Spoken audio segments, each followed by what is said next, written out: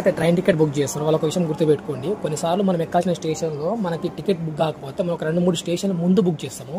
అప్పుడు మనం ఎంత దూరం మనం బుక్ చేస్తామో అక్కడ నుంచి మనకి ఛార్జెస్ అయితే పడతాయి. కాకపోతే మనం బోర్డింగ్ పాయింట్ అంటారు, అంటే మనం ఎక్కడి నుంచి ఎక్కుతున్నామో దానికి అదాని అర్థము.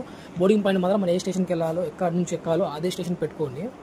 కానీ మీకు రిజర్వేషన్ దూరం నుంచి కూడా పెట్టుకోవచ్చు. అంటే ఇప్పుడు సపోజ్ నేను హైదరాబాద్ ఎక్కాలనుకోండి, నేను ఒక 2-3 స్టేషన్ ముందు బుక్ చేసుకుంటే అక్కడ నుంచి మనం ఛార్జ్ కట్టాల్సి వస్తుంది రైల్వే వాళ్ళకి. కానీ మనం బోర్డింగ్ పాయింట్ మనం ఎక్కాల్సింది హైదరాబాద్లో కాబట్టి చెప్తే ఏమవుతుందంటే టీసీకి మనం పలానా చోటు ఎక్కుతున్నాము, మన రిజర్వేషన్ ఎక్కడి నుంచో ఉంది అని చెప్పేసి ఒక క్లారిటీ ఉంటుంది. దాని టీసీ క్యాన్సిల్ చేయడం అనమాట. లేకపోతే టీసీ ఏం చేస్తారంటే 1-2 స్టేషన్ మనం వస్తామా రామని వెయిట్ చేసి మన టికెట్ని క్యాన్సిల్ చేసేసి వేరే వాళ్ళకి ఇచ్చేస్తారు. మళ్ళీ మనం ఎక్కి మనకు మా టికెట్ మాకు కావాలంటే ఇయ్యడు. టీసీ అర్థం చేసుకునే వాళ్ళు ఉంటే మనకి వేరే చోట ఫ్రీగా ఇవ్వచ్చు, లేకపోతే మన ఎక్స్ట్రా పేమెంట్ కట్టి మళ్ళీ ఇస్తారు. కాబట్టి మీరు ఎక్కడెక్కినా సరే మీ బోర్డింగ్ పాయింట్ మాత్రం మీకు దగ్గర ఉన్న లొకేషన్లో పెట్టుకోవడం మీకు మంచిది అనమాట. లేకపోతే మళ్ళీ మీరే ఇబ్బంది పడతారు.